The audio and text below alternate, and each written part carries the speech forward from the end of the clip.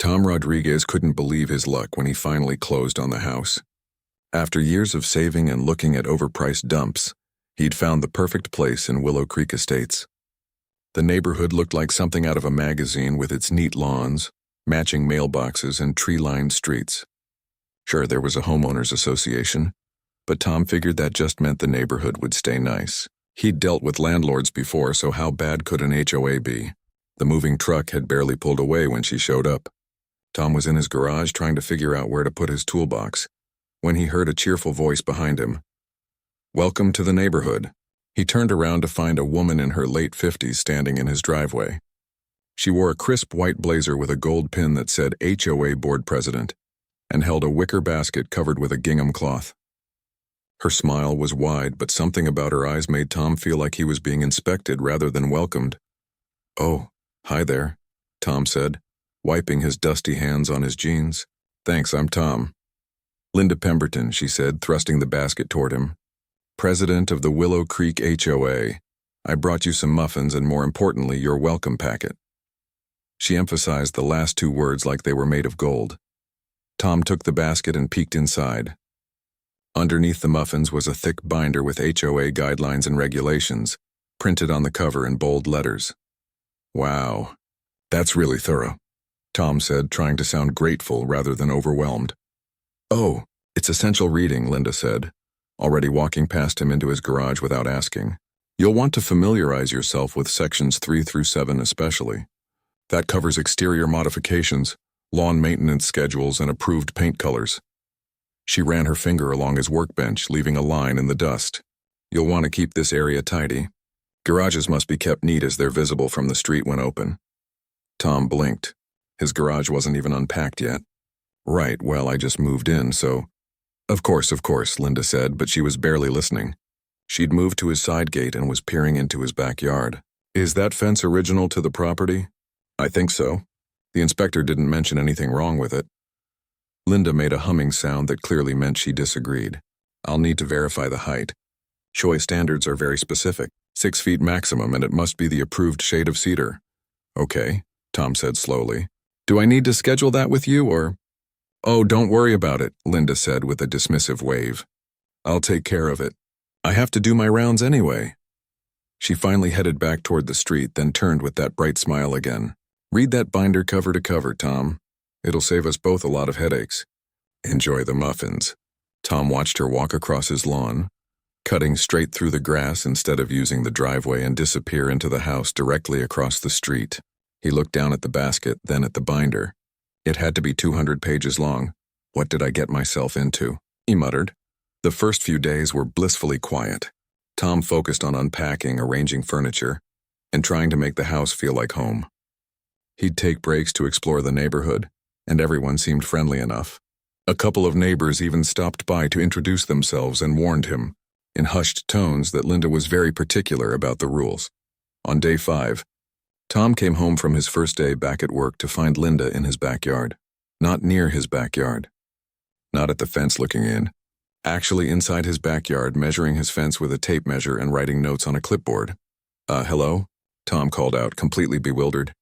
He'd come through his house and out the back door when he spotted her through the kitchen window. Linda looked up like it was perfectly normal for her to be there. "Oh good, you're home. I was just completing the fence inspection. It's exactly 6 feet and 1/4 inch. That's over regulation height." Tom's mind was racing. "How did you get back here?" "The gate's locked. I know where the previous owners kept their spare key," Linda said matter-of-factly. "Under the turtle planter. You really should find a better hiding spot. That's a security risk." "You used a key that isn't yours to enter my property without asking me," Tom said, his voice rising slightly. Linda's expression shifted to something between annoyance and condescension. "Tom, I'm the HOA president. It's my responsibility to ensure all properties meet our community standards. The fence needs to be trimmed by 1/4 inch. I'll send you the approved contractor list." "You can't just come onto my property whenever you want," Tom said, trying to stay calm.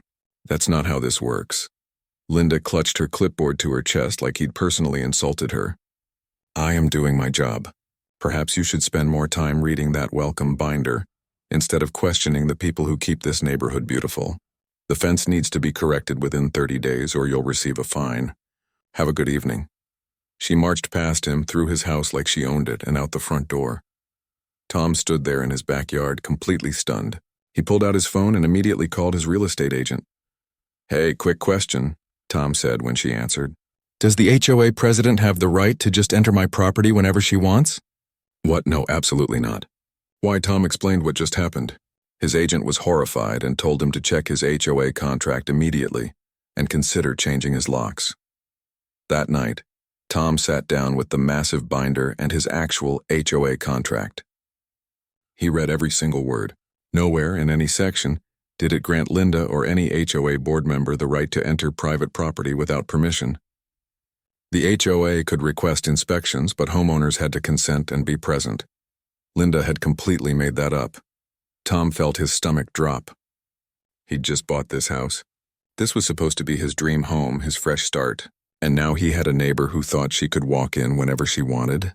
The next morning, Tom went to the hardware store and bought new locks for every door and a heavy-duty padlock for his back gate. He spent his Saturday afternoon installing everything and hiding that turtle planter in his garage. When he finished, he stood back and looked at his newly secured home. It felt good, safe. But as he headed inside, he glanced across the street and saw Linda standing in her front window watching him. Even from that distance, he could tell she wasn't happy. Tom had a sinking feeling that this was just the beginning. He had no idea how right he was. Tom thought the new locks would solve the problem. For about a week, everything seemed fine. He went to work, came home, and enjoyed his new house in peace. He even started to relax a little, thinking maybe Linda had gotten the message. Then the notices started appearing. The first one showed up on a Tuesday morning. Tom was leaving for work when he spotted a bright yellow paper tucked into his front door. Violation notice was printed across the top in red letters. According to the notice, Tom's garbage cans had been visible from the street for 17 minutes past the allowed time on Monday evening. The HOA rule stated that trash cans must be brought in within 4 hours of pickup, which happened at noon. Tom had gotten home from work at 5:15 and brought them in by 5:30. 17 minutes, Tom said out loud to no one. Is she seriously watching with a timer? He crumpled the notice and tossed it in his recycling bin. It was petty and ridiculous, but he figured he'd just be more careful about the trash cans. No big deal. The next notice came 3 days later. This time, his mailbox was apparently half an inch too tall according to HOA specifications. Tom went outside with his own tape measure and checked. His mailbox was exactly the same height as every other mailbox on the street. He measured his neighbor's mailbox too, just to be sure. Identical heights. Tom took photos of both mailboxes with the tape measure clearly visible and emailed them to the HOA board's official email address. He explained politely that his mailbox met all requirements and requested that the violation be dismissed. Linda responded within an hour. Her email was curt and dismissive, stating that her measurements were official and that Tom's amateur photographs didn't constitute proper documentation. The violation stood. He had 2 weeks to lower his mailbox or face a $50 fine. Tom sat at his kitchen table staring at his laptop screen in disbelief. This woman was actually going to fine him for a mailbox that was the correct height. He drafted 3 different angry responses before deleting all of them and closing his laptop. He wasn't going to let her bait him into an argument, but the violations kept coming. His doormat was the wrong color. His house numbers were a 1/4 inch too large. His porch light was excessively bright, even though it was the same bulb that came with the house. Each notice was more absurd than the last. Tom started keeping a file folder with all the notices and his photographic evidence proving they were baseless. He attended the next HOA board meeting, planning to address the harassment directly. The meeting was held in the community center clubhouse. About 15 residents showed up, most of them older couples who seemed to be regulars. Linda sat at the front table with 4 other board members, though it was obvious she ran the show. When it came time for resident concerns, Tom raised his hand. Linda's smile tightened when she saw him. "Yes, Tom?" "I've received 8 violation notices in the past 3 weeks," Tom said, standing up and holding his folder. "I have documentation proving that most of these violations don't actually exist. My mailbox is the correct height. My trash cans were barely over the time limit once, and my house numbers are the same size as everyone else's on the street. I feel like I'm being targeted unfairly." A few residents glanced at each other. Linda's expression didn't change. Tom, the HOA board takes our responsibilities very seriously. If you've received violation notices, it's because inspections revealed legitimate issues. Perhaps instead of arguing about the rules, you should focus on following them. But I have photo evidence. The board's measurements are official, Linda interrupted. Resident photographs are not acceptable documentation. Is there anything else? Tom felt his face flush. He looked at the other board members, but they all avoided eye contact. This isn't right. You can't just make up violations. This meeting is for constructive concerns only, Linda said coolly. If you continue to be disruptive, I'll have to ask you to leave.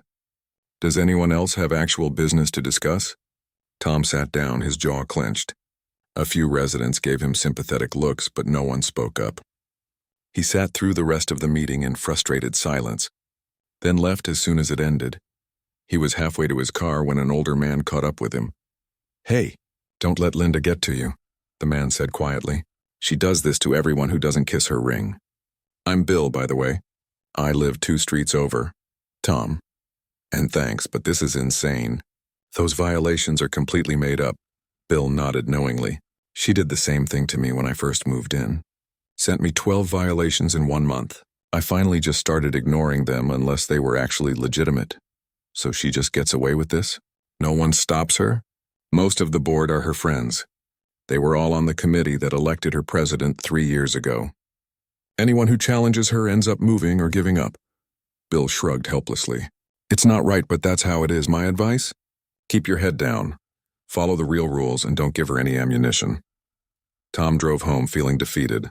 This wasn't what he'd signed up for when he bought his dream house, but things were about to get much worse. The following week, Tom left work early for a dentist appointment. He got home around 2 in the afternoon, much earlier than his usual 6 o'clock arrival. When he pulled into his driveway, something felt off. He couldn't put his finger on it at first. Then he noticed his front door was slightly ajar. Just a crack, but definitely open.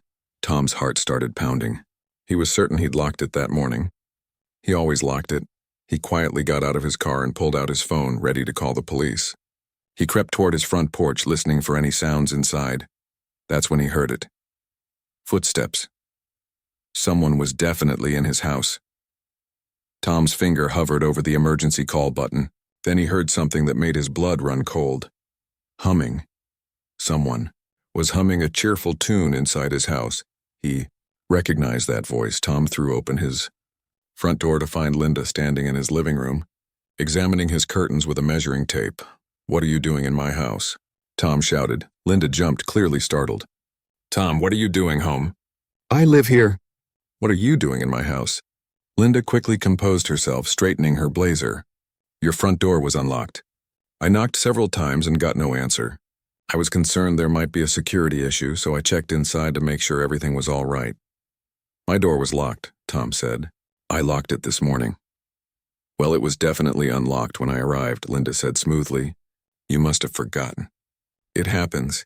While I'm here, though, I noticed your curtains are not the approved ivory shade. They're more of a cream color. That's a violation of Section 9, subsection C. Tom couldn't believe what he was hearing. Get out of my house. Right now. There's no need to be rude. Get out. Tom stepped aside and pointed to the door. Linda huffed indignantly, clutching her clipboard.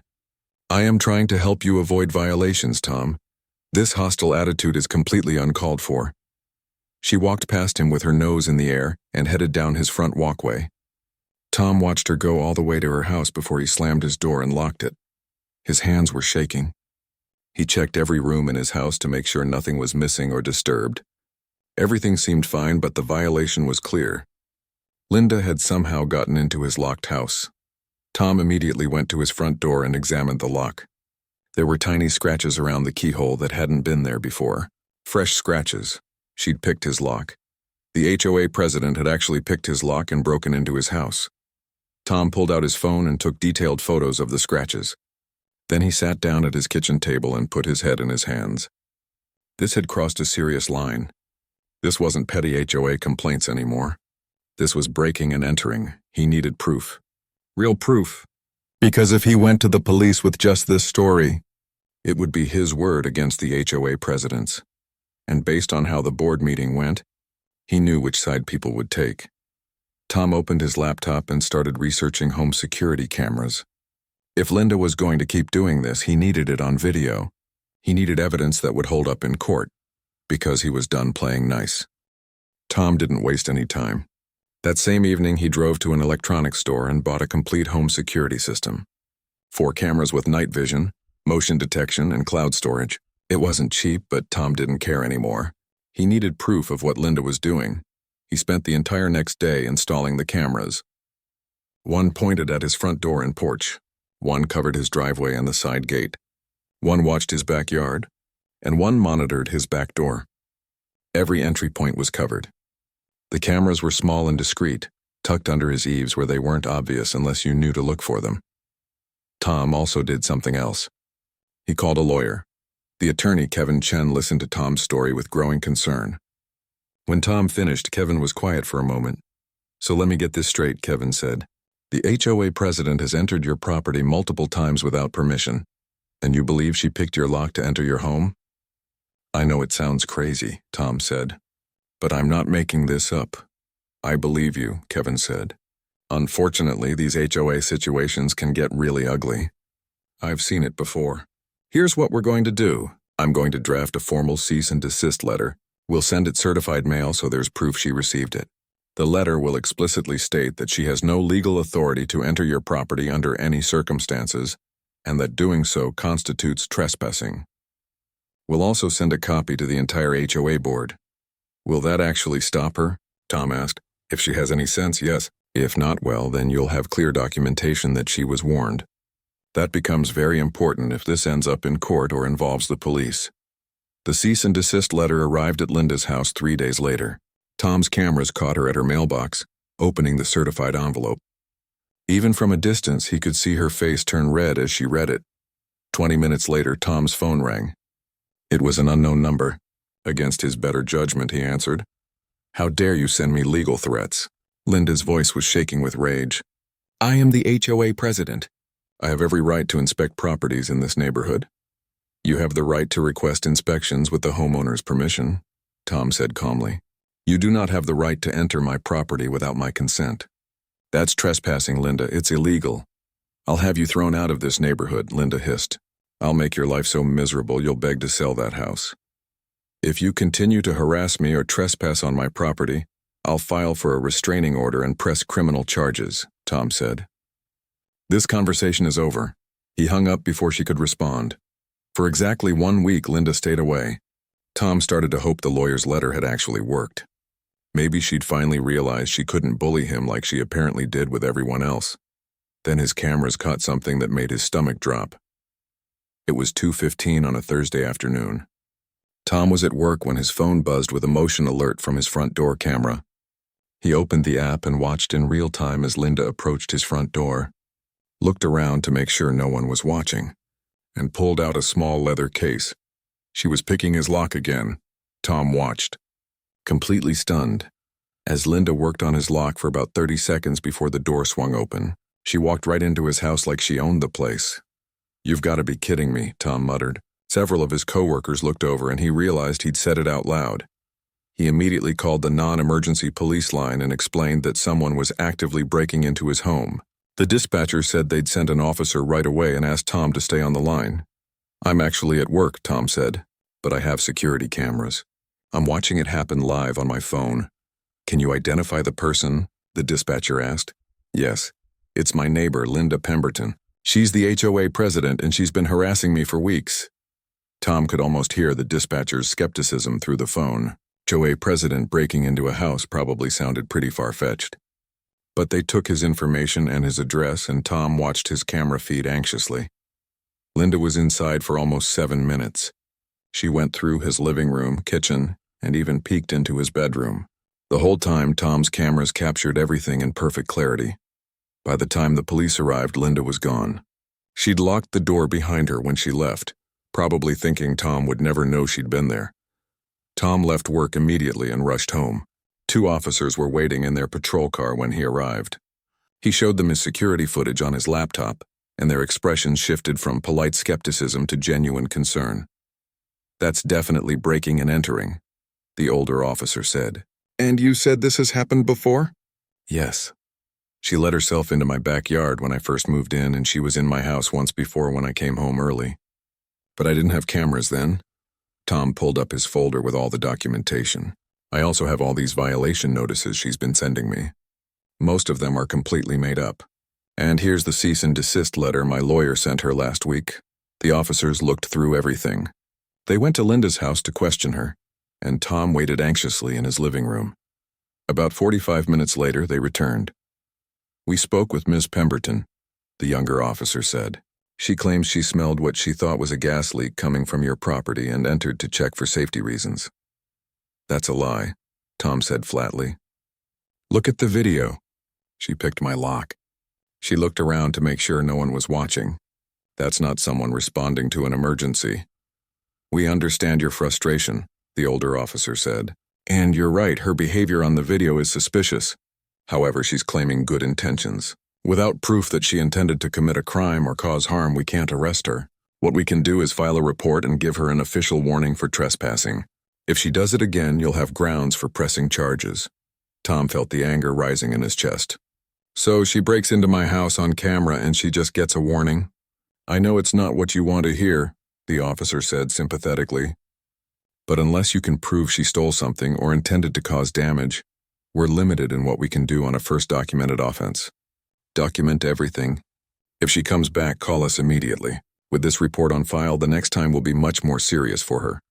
After the police left, Tom sat in his house feeling completely defeated. He had video evidence of Linda breaking into his home, and she'd walked away with just a warning and a story about smelling gas. But at least now there was an official police report. That had to count for something. Tom decided to go over the HOA board's head. He found the contact information for the property management company that administered the HOA and sent them a detailed email with all his documentation, including the security footage. The property manager, a woman named Patricia, called him the next day. Mr. Rodriguez, I've reviewed all the materials you sent. This is deeply concerning. Board members absolutely do not have the authority to enter private property without explicit permission from the homeowner. Ms. Pemberton has severely overstepped her position. So what happens now? Tom asked. I'm going to schedule an emergency board review meeting. The full board will need to address this. I'll also be recommending a formal investigation into Ms. Pemberton's conduct as board president. Tom felt a small spark of hope. Thank you. I really appreciate you taking this seriously. Of course. What she did was completely unacceptable. I'll be in touch soon about next steps. Tom hung up feeling slightly better. Finally, someone in authority was listening to him. But that afternoon, he got another visitor. Bill, the neighbor who'd warned him about Linda after the board meeting, knocked on his door. Hey, Tom, can we talk? Bill looked uncomfortable. Sure, come in. They sat in Tom's living room and Bill got straight to the point. I heard the police were here yesterday. Word travels fast in this neighborhood. Yeah, Linda broke into my house. I have it on video, Bill winced. I figured it was something like that. Look, I'm just here to give you a heads up. Linda's been going around to all her friends on the board and in the neighborhood. She's claiming you're harassing her, that you're trying to get her removed as president because you don't want to follow the HOA rules. That's insane. She's the one breaking into my house. I know. I'm just telling you what she's saying. She's got a lot of people convinced that you're the problem. Some folks are saying you should just move if you don't like how the HOA is run. Tom put his head in his hands. This was exactly what Linda had threatened on the phone. She was turning the neighborhood against him. I'm not moving, Tom said firmly. This is my home. I didn't do anything wrong. Bill nodded. For what it's worth, I believe you. And I'm not the only one. There are a few of us who've had problems with Linda over the years. We're just afraid to speak up because she makes life hell for anyone who crosses her. After Bill left, Tom stood at his window and looked across the street at Linda's house. She was standing in her window, staring right back at him. Neither of them looked away. Tom spent the next few days checking his security cameras obsessively. Every motion alert made his heart jump. Every time a car drove past his house, he looked to see if it was Linda. The stress was eating at him, and he hated that she'd managed to make him feel unsafe in his own home. The emergency HOA board meeting that Patricia scheduled ended up being a disaster. Tom attended with copies of all his evidence. including the security footage burned onto a USB drive. He presented everything clearly and calmly, thinking surely the board would have to take action now. But Linda's friends on the board circled the wagons. They claimed the video was inconclusive about Linda's intentions. They suggested that maybe Tom had given her permission at some point and forgotten about it. One board member even had the nerve to say that Tom should be more understanding of Linda's dedication to keeping the neighborhood nice. The property manager, Patricia, looked frustrated but explained that she could only make recommendations. The board had to vote on any disciplinary action. The vote was 4-1 to take no action against Linda, with only one board member voting to censure her. Tom walked out of that meeting feeling completely hopeless. The system was rigged. Linda had her friends protecting her, and no amount of evidence seemed to matter. But Tom wasn't ready to give up. If the HOA board wouldn't help him, and the police could only give warnings, he needed to find another way to protect his property. A way that was completely legal but would make it crystal clear to Linda that she couldn't keep doing this. He spent hours researching online, looking for creative solutions to trespassing problems. He read about everything from motion-activated sprinklers to alarm systems. But most of those options could be explained away or would just make Linda more determined. Then Tom stumbled across something interesting. A theater supply website that sold special effects products. He clicked through the catalog and found exactly what he was looking for: UV reactive paint powder. The kind used in stage productions and color runs. It was completely washable, non-toxic, and harmless. But it was also incredibly visible and difficult to get off immediately. Tom read the product description carefully. The powder could be mixed with water to create a paint that would splatter when triggered. It came in a bright, almost electric blue color. The website even sold rigging systems for theatrical effects. An idea started forming in Tom's mind. He checked and double-checked the legal issues. Booby traps that could cause injury were definitely illegal. But this wouldn't hurt anyone. It was just paint. Washable paint. And if he put up clear no trespassing signs with explicit warnings, wouldn't that make it even more legal? Tom called his lawyer, Kevin, and explained his idea. Kevin was quiet for a long moment. So let me understand this. You want to rig your door with paint that will release if someone tries to open it, without you disarming it first? Washable paint. And I'll put up signs warning that the property is protected by security measures. Multiple signs. It's creative, Kevin admitted. And since it's not harmful, it shouldn't violate booby trap laws. Those laws are designed to prevent dangerous traps that could injure or kill people. This is just paint. But Tom, you need to be very careful about how you set this up. I will be, I promise. And you'll keep your cameras running so you have documentation of everything? Absolutely, Kevin sighed. Okay, I'm not saying go ahead, but I'm also not saying don't. Just be smart about this. And if it works, call me immediately so we can figure out next steps. Tom ordered the supplies that same day. When the package arrived 2 days later, he felt like a kid on Christmas morning. He'd also ordered professional no trespassing signs and had them custom printed with very specific language. Private property, no trespassing. Property protected by security measures. Unauthorized entry will result in consequences. He put up 5 signs. 1 on his front door, 1 on each side of his house, 1 on the back gate, and 1 right at the edge of his driveway. There was no way anyone could claim they hadn't been warned. Then came the tricky part, rigging the door. Tom had done some research on theatrical rigging systems and thought he could adapt one for his needs. He bought a small pneumatic system designed for releasing confetti cannons at parties. With some modifications, he could mount it above his door frame and connect it to a pressure sensor on the door handle. He spent an entire Saturday working on it. The system was simple but effective. When someone touched the door handle and applied pressure to open it, the sensor would trigger the pneumatic release. A balloon filled with the blue UV paint mixture would burst, and the paint would spray down over whoever was trying to open the door. Tom could disarm the system from inside using a simple switch that cut power to the sensor, so he could come and go normally. But anyone trying to open his door from the outside without a key, or anyone picking his lock, would get a very colorful surprise. He tested it 3 times using a stuffed animal positioned at door height. Each test worked perfectly. The paint sprayed in a wide arc, covering the test dummy from head to waist. It would be impossible to miss. Tom stood back and looked at his handiwork. The rigging was tucked up into the door frame where it was barely visible unless you knew to look up. The paint balloon was hidden behind a small false panel, and the sensor on the door handle was tiny, just a small pressure pad that wouldn't be noticed. This is either really smart or really stupid, Tom muttered to himself. But he was out of options. Linda wasn't going to stop on her own, and no one in authority seemed willing or able to stop her. He armed the system and went about his normal routine. His cameras were all functioning perfectly, recording everything 24/7 with cloud backup. The signs were clearly visible. Everything was in place. Now all Tom could do was wait. Day 1, nothing happened. Tom checked his cameras constantly. Linda stayed on her side of the street. Day 2, still nothing. Tom started to wonder if maybe the police warning in the board meeting had finally scared her off. Day 3, Tom almost forgot about the trap.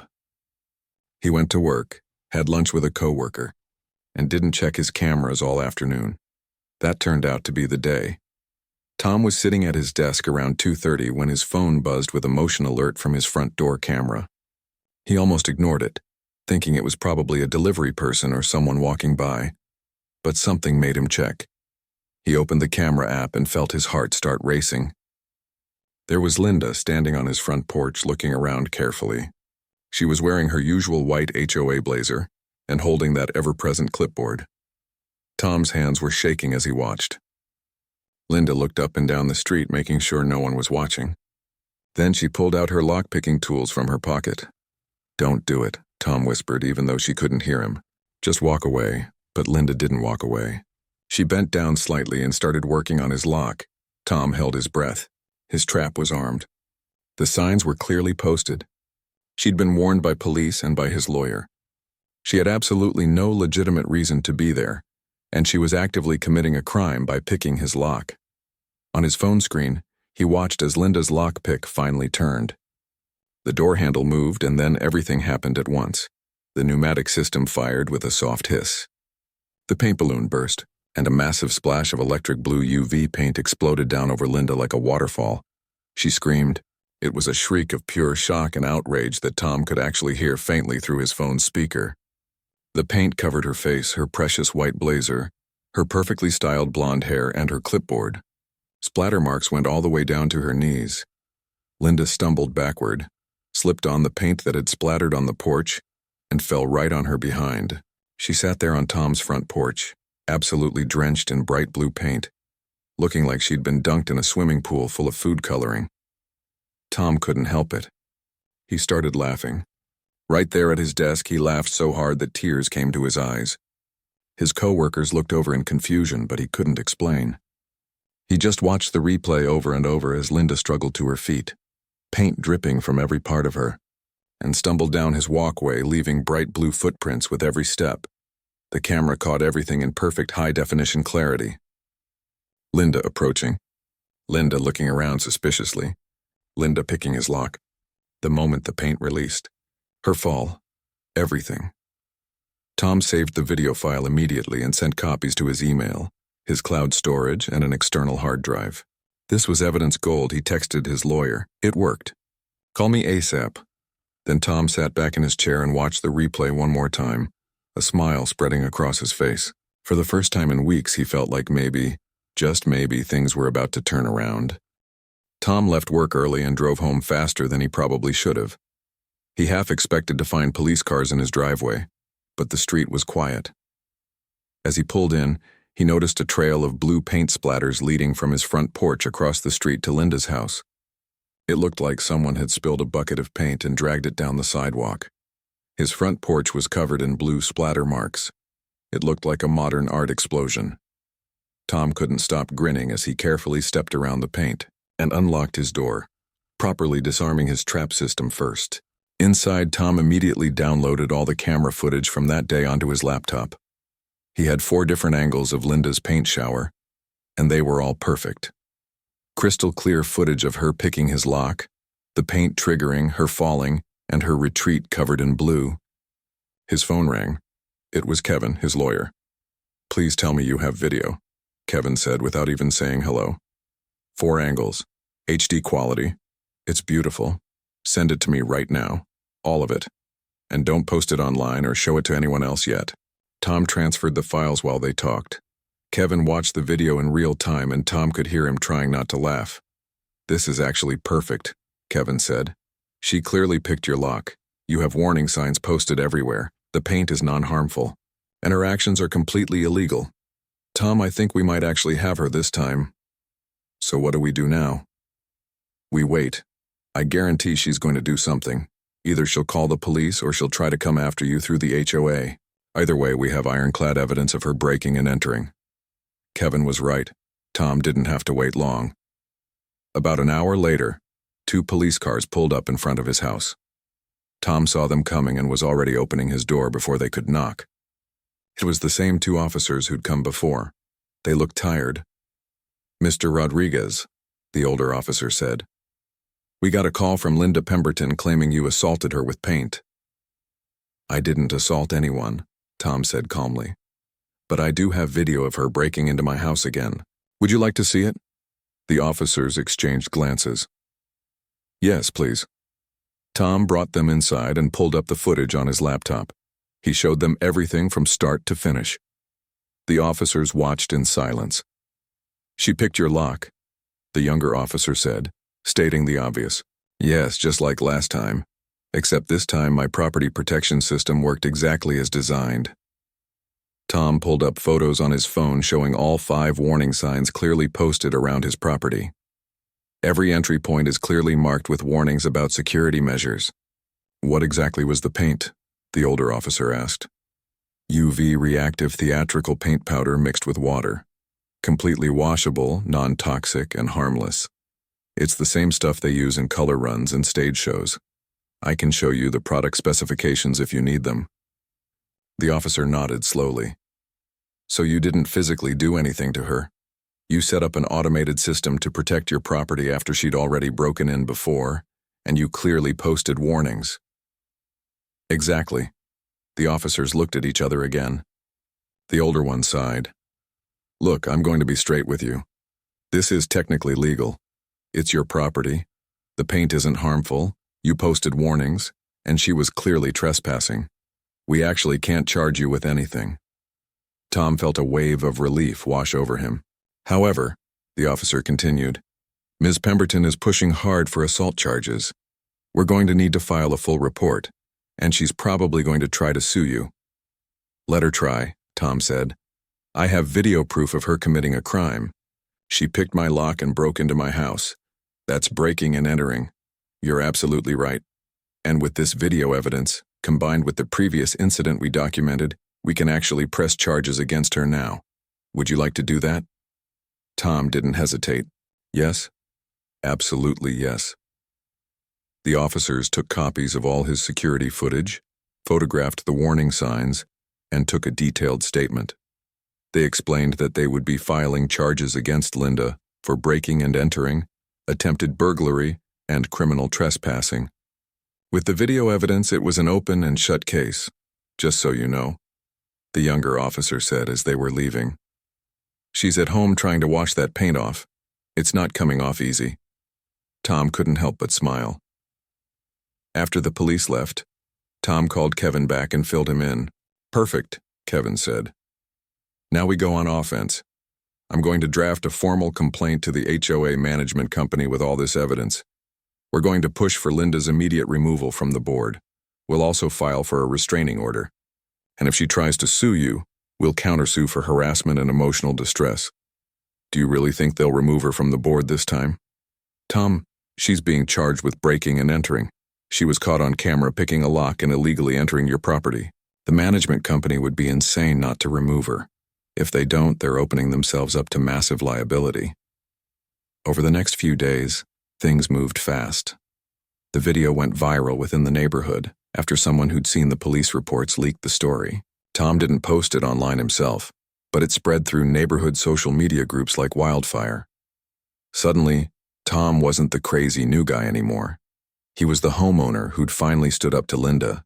And once people saw the video evidence of her actually picking his lock, the narrative completely shifted. Bill stopped by with some interesting news. "You won't believe this, but 3 other families have come forward saying Linda did similar things to them. Not breaking in, but trespassing. making up violations, harassment. Everyone was too scared to speak up before, but now that you've got proof and she's being charged, people are talking. The HOA management company acted quickly. Patricia called Tom personally to apologize for how the board had handled his complaints. She informed him that Linda was being immediately suspended from the board pending an investigation. Within 2 weeks, Linda was officially removed from her position as HOA president and from the board entirely. The restraining order was granted without any contest.